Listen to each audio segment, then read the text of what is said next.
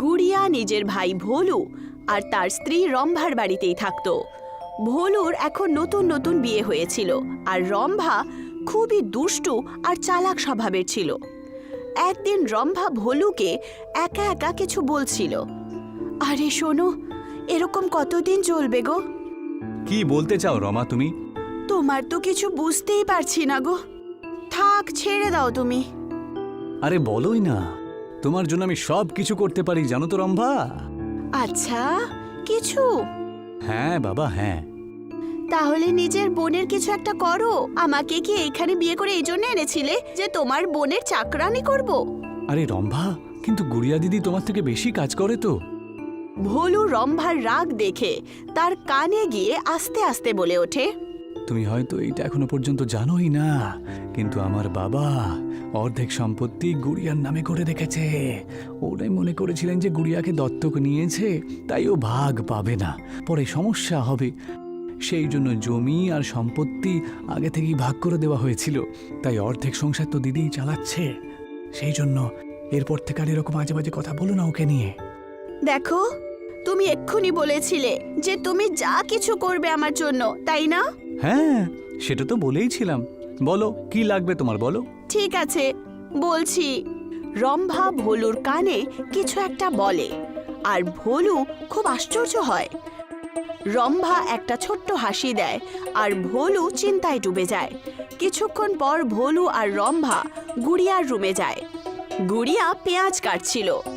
রম্ভা হাসতে হাসতে বলে, দাও না দিদি, আমি কেটে দিচ্ছি। আরে না না, কোনো ব্যাপার না, আমি কেটে নেব। কি হয়েছে? আজকাল খুব খুশি মনে হচ্ছে রম্ভা। আসলে দিদি, আমি না একটা নতুন ব্যবসার কথা ভাবছিলাম। রম্ভার বাবাও শহরে রয়েছে। উনি বলছিলেন যে যদি আমি পুঁজি জমা করতে পারি তাহলে উনি আমাকে একটু সাহায্য করতে পারবেন। আচ্ছা, এটা তো খুবই ভালো কথা ভোলু। তাহলে অসুবিধা কিসের? বোনকে ছেড়ে যেতে চাইছো না নাকি? হ্যাঁ দিদি, সেটাও কথা। আর আরও একটা কথা যেটা ভয়ের চোটে উনি বলতে পারছেন না। তুমি বললে আমি বলবো? গুড়িয়া ভোলুর অস্থির চেহারা দেখে আর রম্ভাকে জিজ্ঞাসা করে, আরে অসুবিধেটা কি? তুমিই বলো রম্ভা। অসুবিধে হলো যে ওনার কাছে একটুও টাকা পয়সা জমা হচ্ছে না দিদি। উনি ভাবলেন উনি নিজের জমি বিক্রি করে পূরণ করে নেবেন, কিন্তু এটাও হলো না। আচ্ছা, তাহলে কত টাকা কম পড়ছে? এখন পর্যন্ত শুধু অর্ধেকটাই টাকা জমা হয়েছে। আমার নামেও বাবা ততটুকুই জমিন রেখেছেন। ওনার বানানো জমিন বিক্রি করতে তো আমি চাই না, কিন্তু যদি ভোলুর কাজে আসে তাহলে আমার কোনো অসুবিধে নেই। রম্ভা সফল হওয়ার কারণে হাসতে শুরু করে আর দুজন স্বামী স্ত্রী গুড়িয়ার সাইন নিয়ে কিছুদিনের মধ্যেই সমস্ত জমিন বিক্রি করে দেয়। এক সপ্তাহ কেটে যায় আর আজ সবাই ট্রেনে বসে শহরের জন্য বেরিয়ে পড়ে।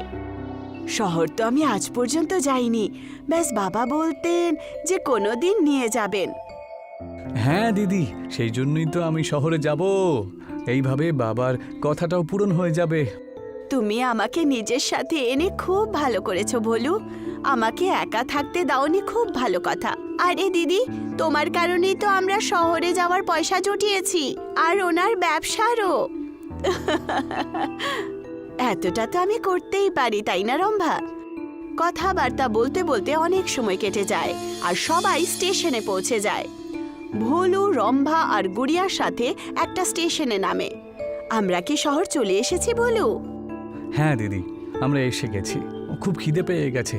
কি রম্ভা? হ্যাঁ, খিদে তো পেয়েছে। ওখানে দেখো, ওই যে সিঙ্গারার দোকান মনে হচ্ছে। আমি তো অনেক শুনেছি, আমি সেটাই খাবো। হ্যাঁ ঠিক আছে, আপনি লাইনে দাঁড়ান আর সিঙ্গারা কিনে আনুন। ঠিক আছে, যেমনটা তুমি বলো। ভোলু আর রম্ভা ট্রেনে গিয়ে বসে পড়ে আর গুড়িয়া সিঙ্গারা কেনার জন্য লাইনে দাঁড়ায়। রম্ভা, এটা কি সত্যি সত্যি ঠিক হবে? তুমি চুপ করো তো, এইভাবেই ছুটি পাবো। এখন শান্তি করে বসো আর একদম অস্থির করবে না। আসলে রম্ভা আর ভোলু গুড়িয়াকে ওখানেই ছেড়ে থাকার প্ল্যান করছিল, কারণ পয়সা পাওয়ার পর গুড়িয়া ওদেরকে বোঝ ভাবত। কিছুক্ষণের মধ্যেই ট্রেন চলে যায় আর গুড়িয়া সিঙ্গারা নিয়ে তাদের দুজনের ফেরার অপেক্ষায় ছিল। জানি না দুজন কখন আসবে, সিঙ্গারাও ঠান্ডা হয়ে যাবে। কোনো ব্যাপার না, আসুক ভোলু, আজ খুব বকবো ওকে। বেচারি গুড়িয়া, যে ছোট্টবেলা থেকে ভোলুকে এতটা ভালোবেসেছে। ভোলু তার সৎ ভাই ছিল না, তা সত্ত্বেও আজ ভোলু তাকে রেলওয়ে স্টেশনে একা ছেড়ে দেয়। অনেকক্ষণ কেটে যায় আর এখন রাত হয়ে যায়। গুড়িয়া ভয়ের চোটে ওঠে আর পাশে দাঁড়িয়ে থাকা স্টেশন মাস্টারকে বলে, আরে মাস্টারজি, আমার সাথে আমার ভাই আর বৌদি এসেছিল।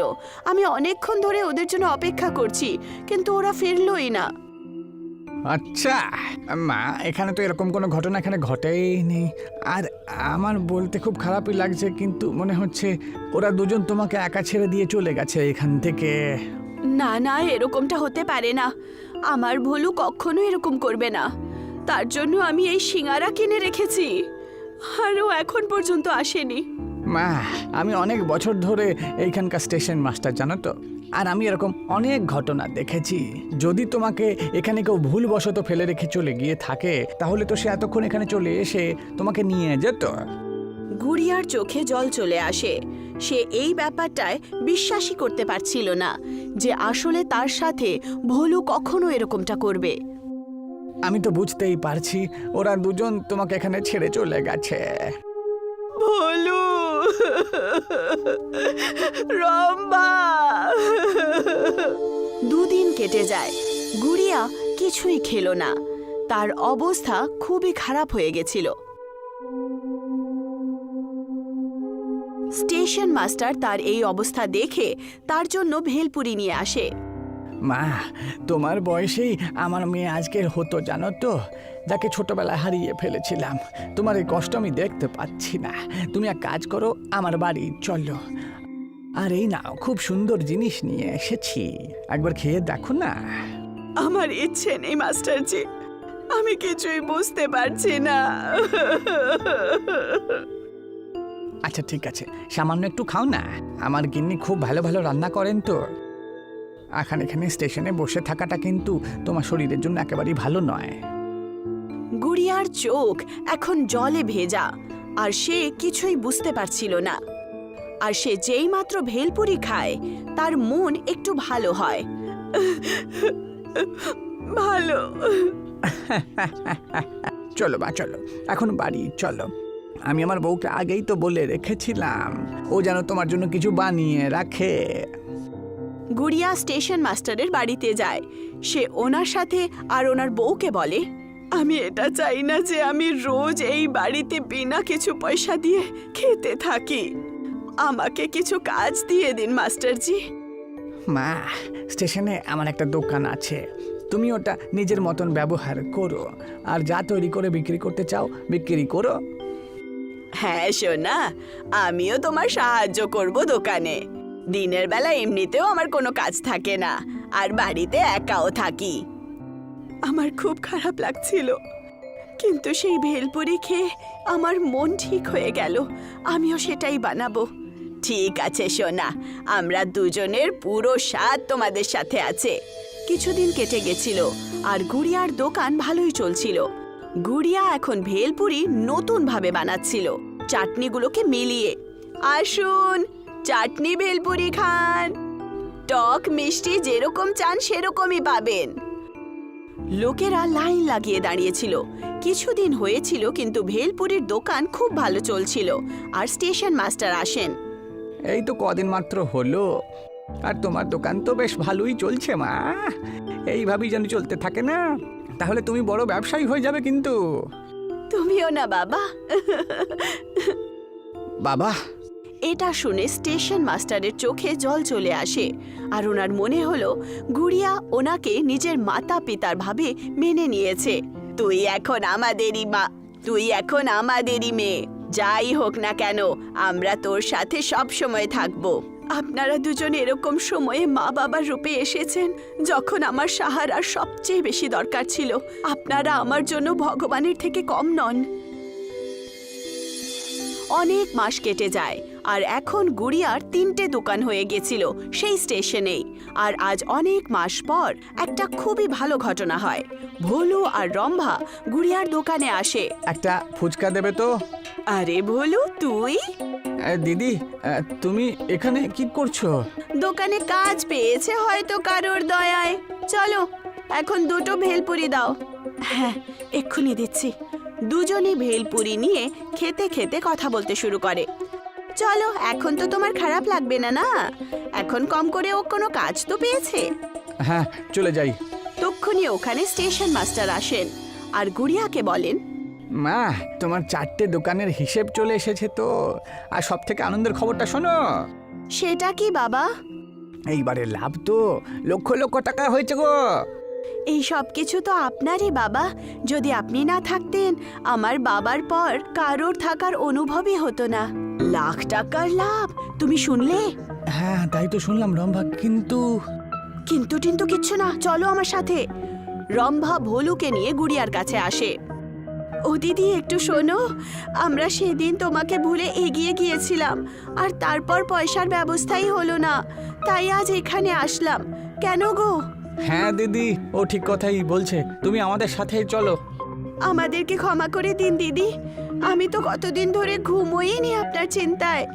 খুব খুশি যে আপনি নিজের ব্যবসাও বানিয়েছেন। হ্যাঁ দিদি, খুব চিন্তা হচ্ছিল আমাদের। আমাদের ক্ষমা করে দেবে তো তুমি? তোমরা দুজন। না বাবা, অন্যদের কাছে কেন রাগ করব? আর ভোলু, এতে ক্ষমা করার কোনো ব্যাপার নেই। তুমি যেই কারণে আমার সাথে এরকম করলে বা যার কথাই মেনে এরকম করলে, কিন্তু সত্যি এটাই যে মাস্টারজির থেকে বেশি আমার এই জীবনে আর কেউ নেই। দিদি শুনুন তো, আশা করি আপনার ভেলপুরি ভালো লেগেছে, আবার আসবেন। রম্ভা আর ভোলুর কাছে আর কোনো শব্দই থাকে না। দুজনই হতাশ হয়ে ওখান থেকে চলে যায়। মা, আমায় ক্ষমা করো। আমার হয়তো ওদের উপর রাগ করাটা উচিত হয়নি। না বাবা, ভুলটা আমারই। কিন্তু আমি চাই না যে আপনি এই লোভী মানুষের সাথে কিছু বলেন। আপনার আর মায়ের অনেক ভালোবাসা পেয়েছি। আপনাকে ছেড়ে আমি কখনোই যাব না। আর এই ভেলপুরির দোকানটাকে আরো বাড়িয়ে তুলব। গুড়িয়া, যার ভাগ্য এত খারাপ ছিল আর এরকম ভাবে ছিল যাতে বেরোতেই পারবে না, কিছু ভালো লোকের সাহারায় আর নিজের ওপরে বিশ্বাস রেখে আজ সে একজন ব্যবসায়ী ছিল, আর সফলতা তার পেছনেই ছিল। লক্ষণ সিংয়ের ছেলে চমন দিল্লি ইউনিভার্সিটি থেকে গ্র্যাজুয়েশন পাশ করে নিজের গ্রামে ফেরে। এসে গেছো বাবা, এরপর কি করবে বলে ভাবছো? আমি তো বলছি তুমি IAS এর জন্য প্রস্তুতি নাও। না বাবা, এই সময় আমাদের দেশে ব্যবসায়ীদের দরকার আছে। এরকম লোকেদের রোজগার ভালো হতে থাকে। আমি কোনো না কোনো ব্যবসা অবশ্যই করব। বাবা, আমাদের পরিবারে কেউ কোনোদিন ব্যবসা করেনি। আমাদের কাছে টাকাও নেই, তো ব্যবসা কিভাবে হবে? তুমি টাকা চিন্তা করো না বাবা, ব্যবসার জন্য বুদ্ধি লাগে। অল্প টাকাতেও ব্যবসা শুরু করা যায়। চমন বাজারে যায় আর দেখে লালারাম ধাবাতে অনেক মানুষের ভিড় লেগে গেছে। আমার একটা ধাবা খোলা উচিত, আর এর জন্য কোনো বড় পুঁজিরও দরকার নেই। চমন ওর বন্ধুদের কাছ থেকে টাকা ধার নিয়ে একটা বড় ধাবা খুলে নিল। চমন খাবারে ভালো জিনিস ব্যবহার করত, ভালো আটা, ভালো চাল। শুরুর 2 দিন পর্যন্ত চমনের ধাবাতে কেউ আসে না। একদিন এক লোক আসে। আরে ভাই, কত টাকার প্লেট দিয়েছো? মাত্র 40 টাকা স্যার। এরপর 2-3টে লোক আরও আসে। সব লোক চমনের খাবারের প্রশংসা করতে থাকে। চমনের সবজি খাবার পর লোক আঙ্গুল চাটতে থাকে। তার সাথে চমনের ব্যবহার ও খুব ভালো ছিল। ও নিজের গ্রাহকদের খুব সম্মান দিত। এরপর আস্তে আস্তে চমনের দোকানে খুব ভিড় বাড়তে লাগলো। আরে ভাই, রুটি তাড়াতাড়ি নিয়ে এসো। আরে আমার জন্য সবজি নিয়ে এসো। আরে ভাই, ভাত শেষ হয়ে গেছে, আমার জন্য ভাত নিয়ে এসো। একদিন চমন একজন গ্রাহককে সবজি দিতে যাচ্ছিল। তাড়াতাড়ি করতে গিয়ে ওর পা পিছলে পড়ে যায় আর মাথাতে আঘাত লাগে। 1 মাস পরে যখন ও হাসপাতাল থেকে ওর ধাবাতে ফিরল আর দেখল ওর আশেপাশে 4-5টি নতুন ধাবা খুলে গেছে। চমন আবার ধাবাটি খুলল আর ওর সাথে একটা ছেলেকে রাখলো কাজের জন্য। কিন্তু খদ্দেরের সংখ্যা এবার খুব কম হওয়াতে চমন ধাবা বন্ধ করে দিতে বাধ্য হলো। আরে আমি তো তোকে প্রথমেই বলেছিলাম যে ব্যবসা করিস না, কোনো সরকারি চাকরির জন্য প্রস্তুতি নে। বাবা, সব কাজে এরকম ছোটখাটো সমস্যা আসতেই থাকে, কিন্তু আমাদের হার মেনে যাওয়া উচিত নয়। আমি কিচ্ছু জানি না। গ্রামের সব ছেলে সরকারি চাকরির জন্য তৈরি হচ্ছে, তুইও চাকরির জন্য প্রস্তুতি নে, না হলে বাড়ি থেকে বেরিয়ে যা। চমন উদাস হয়ে গ্রামে ঘুরতে থাকে। তখনও দেখতে পায় একজন বাঁধাকপি বিক্রি করছে, আর ওটা দেখে ওর মনে পড়ে গেল যে একবারও দিল্লিতে চাইনিজ ভেল খেয়েছিল। যদিও চাইনিজ ভেলের ব্যবসা শুরু করে, চমন নুডলস, বাঁধাকপি আর বাকি জিনিস কিনে নিল আর নিজের দোকানে একটা স্কুলের সামনে লাগিয়ে দিল। দিনে ও খাবার তৈরি করত আর বিকালে বিক্রি করত। চমনের কাছে স্কুলের বাচ্চাদের ভিড় লেগে যায়। তাড়াতাড়ি চমনের কাছে অনেক টাকা আসতে থাকে। চমন ওর গ্রামের চমন চাইনিজ ভেলওয়ালা নামে ফেমাস হয়ে যায়। একদিন লক্ষণ সিং ওর বন্ধুর বাড়িতে যায়। এসো এসো লক্ষণ সিং, এই নাও চাইনিজ ভেলটা খাও। এটা তো আমি আজ প্রথমবার খাচ্ছি। লক্ষণ সিং ভেল খেয়ে দেখে। আরে বাহ, স্বাদ তো খুব ভালো। কে বানিয়েছে এটা? আরে তুমি এটা জানো না? এটা তোমারই ছেলে চমন বানিয়েছে। গোটা গ্রামের লোক ও চাইনিজ ভেল খায়। লক্ষণ সিং ওর ছেলের কাছে যায় আর গিয়ে দেখে যে ওর ছেলে খুব পরিশ্রমের সাথে কাজ করছে, আরও খুব ভালো জামা কাপড় পরে আছে। আমাকে ক্ষমা করে দে বাবা, আমি তোকে বুঝতে পারিনি। কোনো ব্যাপার না বাবা। খোকা, এবার আমি বুঝে গেছি যে টাকা আর সম্মান শুধু চাকরি থেকেই আসে না, কখনো কখনো ব্যবসা থেকেও আসতে পারে।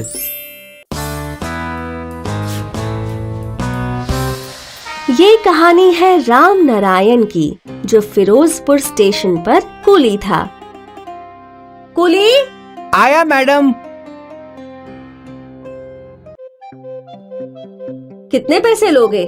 जो आप दे दे मैडम। राम नारायण को जो कुछ भी यात्री दे देते वो उसी में खुश रहता था।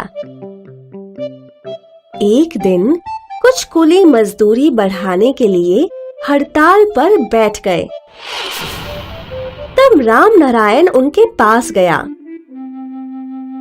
हमारी मांगे पूरी करो, हमारी मांगे पूरी करो। सरकार को हमारी मजदूरी बढ़ानी चाहिए। अगर ऐसा नहीं हुआ तो हमारे परिवार का क्या होगा?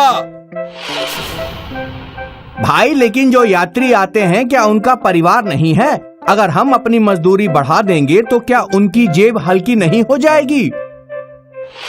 जो लोग सफर करना जानते हैं उन लोगों को हमारी मजदूरी भी देनी आनी चाहिए। मैं इसके खिलाफ हूँ, और क्या पता ऐसा हो कि ये यात्री खुद ही अपना भार उठाने लगे, तब सोचो हमारे परिवार वालों का क्या होगा। हाँ, ये बात भी सही है। तब तो हम लोगों के परिवार वालों को भूखा सोना पड़ेगा। सभी कुलियों को राम नारायण की बात समझ आ गई। तभी उसका बेटा करण वहां आया। बाबा, बाबा, बाबा, अभी आया। राम नारायण अपने बेटे के पास गया। वहाँ क्या चल रहा है बाबा? कुछ नहीं, ये लोग फिर से हड़ताल पर बैठे थे, लेकिन अब सब ठीक है। बाबा, सब कुली हड़ताल पर क्यों बैठे रहते हैं? क्योंकि वो चाहते हैं कि मजदूरी बढ़ाई जाए। ये तो सही नहीं है। सही भी है और गलत भी। मतलब ये कि सही इसलिए क्योंकि कुली लोगों का परिवार को पैसे की जरूरत है, और गलत इसलिए कि ज्यादा मजदूरी यात्रियों की जेब पर भारी पड़ जाएगी। इससे यात्री खुद अपना भार उठाने लगेंगे और हमारा रोजगार ही कम हो जाएगा। नन्हे करण को अपने पापा की बात समझ आ गई। अब 20 साल बीत गए और करण एक जूस कंपनी का मैनेजर बन गया था। अब उसके बाबा कुली नहीं रहे और करण का परिवार बहुत ही खुशहाल था। लेकिन एक दिन करण के सामने एक समस्या आ गई। अब तुम ही बताओ बेटा, हमें क्या करना चाहिए? कानपुर वाली फैक्ट्री के वर्कर्स आए दिन स्ट्राइक पर जाते रहते हैं। मैं तो सोच रहा हूँ कि वो फैक्ट्री ही बंद कर दूं।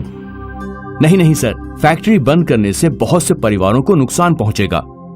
तो मैं क्या करूं? नुकसान झेल कर व्यापार तो नहीं कर सकता हूं ना।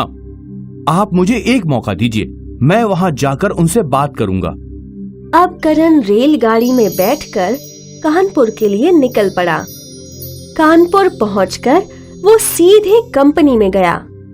वहां जाकर उसे पता चला कि फैक्ट्री में हमेशा स्ट्राइक का कारण था कल्लू पहलवान, जो सीधे साधे वर्कर्स को स्ट्राइक करने के लिए बहकाता था।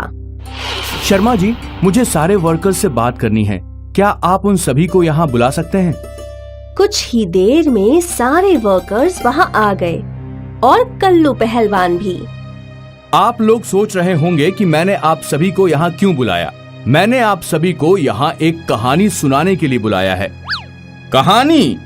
ये कहानी मेरी है। मेरे बाबा एक कुली थे जो फिरोजपुर स्टेशन पर कुली का काम करते थे। एक दिन वहाँ एक बहुत ही हट्टा कट्टा कुली आया, भीमा। उसने सारे कुलियों को बहकाना शुरू कर दिया और वो सब कुली हड़ताल पर बैठ गए। लेकिन फिर मेरे बाबा उन कुलियों के पास गए और उन्हें समझाया कि उनकी हड़ताल से उनका फायदा नहीं बल्कि नुकसान है, क्योंकि अगर यात्री अपना भार खुद उठाने लगे तो उन्हें काम नहीं मिलेगा। मेरे बाबा की वजह से उन कुलियों की जिंदगी बर्बाद होने से बच गई। तो इस कहानी से आप लोगों ने क्या सीखा? शायद एक भीमा हमारे साथ भी है। हाँ, और शायद उसी की वजह से तुम सबके परिवार भूखे मर सकते हैं। मालिक तो ये फैक्ट्री बंद करने की सोच रहे हैं। अब इस फैक्ट्री का क्या होगा वो आप सभी को तय करना है। करण ये सब बोलकर वहां से चला गया और वर्कर्स आपस में फुसफुसाने लगे। इस बात को 3 महीने हो गए थे। अरे बेटा करण, तुमने फैक्ट्री वर्कर्स पर क्या जादू कर दिया? क्यों सर? पिछले 3 महीनों से किसी ने स्ट्राइक की बात तक नहीं की। सब समझदार हैं, लेकिन तुमने उनसे बोला क्या? कुछ नहीं, सिर्फ उन्हें उनके आस्तीन का सांप दिखाया और एक छोटी सी कहानी सुनाई। जो भी हो, बेटा तुम्हारा तो जवाब ही नहीं। मालिक करण से बहुत खुश थे और करण को ये खुशी थी कि उसने बहुत से परिवार को बिखरने से बचा लिया। तो बच्चों, ये कहानी हमें ये सिखाती है कि कल्लू पहलवान या भीमा जैसे कई लोग हमारी जिंदगी में आते हैं जो हमें बहकाते हैं। समझदारी इसी में है कि हम बहकावे में ना आए और अपने जीवन का हर निर्णय सोच विचार और सूझबूझ से लें।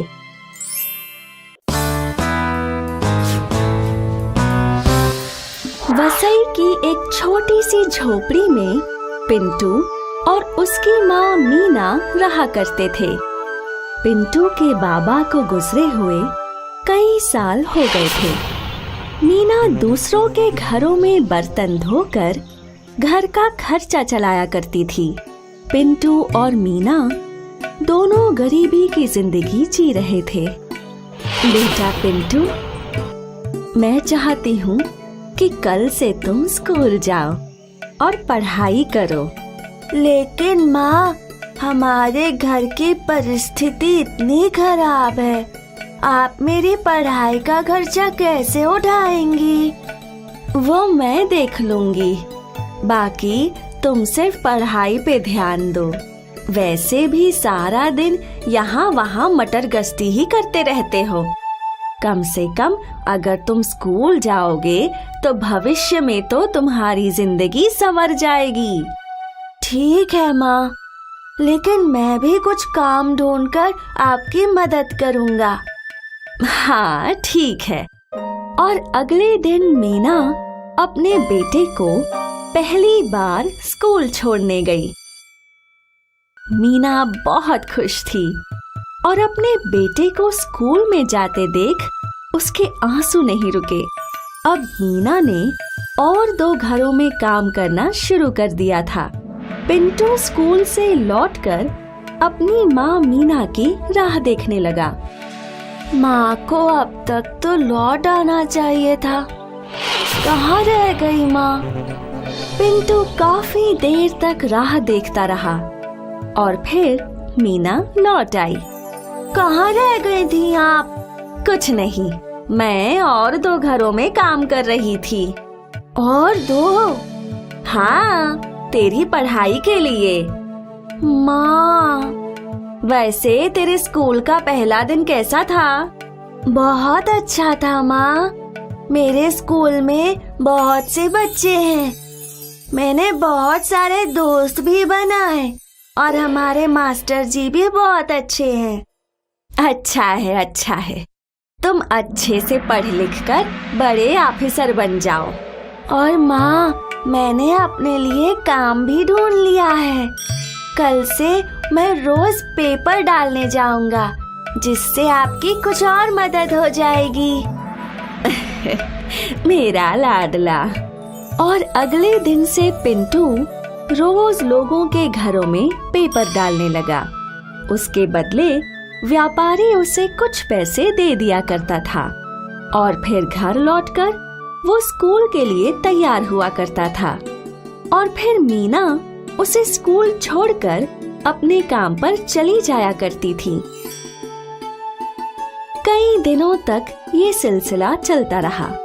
एक दिन पिंटू पेपर डाल ही रहा था जब वो व्यापारी के पास लौटा तो उसके पास एक पेपर बच गया था। साहब, आज एक पेपर ज्यादा आ गया था। ठीक है, ये पेपर तुम ही रख लो। पिंटू पेपर घर ले गया और वो उसमें छपे हुए शब्दों की पहेली को सुलझाने लगा। फिर स्कूल के रास्ते जाते वक्त वो एक न्यूज़पेपर के दफ्तर में रुका और उसने वो पहेली वाला पेपर उन्हें दे दिया और फिर रोज की तरह वो लोग स्कूल गए और मीना अपने काम पर चली गई। अब मीना एक घर के बाद दूसरे और फिर तीसरे घर में काम किया करती थी और पिंटू स्कूल के बाद पढ़ाई करता था। फिर अपने घर की साफ सफाई करके अपनी माँ के लौटने का इंतजार किया करता था। 15 दिन बाद जब पिंटू अपने स्कूल में था तो पिंटू के मास्टर जी के साथ एक ऑफिसर आए। यही है पिंटू? तो वो तुम हो जिसने वो पहेली का हल किया था? जी सर। तुम बहुत ही बुद्धिमान हो। उस दिन की वो पहेली सिर्फ तुम अकेले ही हल कर पाए थे और इसलिए हमारी कंपनी ने ये निर्णय लिया है कि वो तुम जैसे बुद्धिमान बच्चे की पढ़ाई का खर्च उठाएगी। ये सुनकर पिंटू बहुत खुश हुआ। स्कूल के बाद वो घर पहुंचा और आज वो अपनी माँ का बड़ी ही बेसब्री से इंतजार कर रहा था। और आज जैसे ही मीना घर लौटी, पिंटू ने अपनी माँ को गले लगाया। माँ, माँ, माँ। अरे क्या हुआ? माँ, अब से आपको ज्यादा काम नहीं करना पड़ेगा। और वो क्यों? क्योंकि वो पेपर वाली कंपनी वालों ने मुझे स्कॉलरशिप दी है। मतलब अब से मेरी पूरी पढ़ाई का खर्चा वो संभालेंगे। मीना भावुक हो गई। उसने पिंटू को गले लगाया और फूट फूट कर रोने लगी। ये कहानी हमें ये सिखाती है कि मेहनत हमेशा रंग लाती है। ये स्कॉलरशिप मीना और पिंटू की कड़ी मेहनत का ही फल था।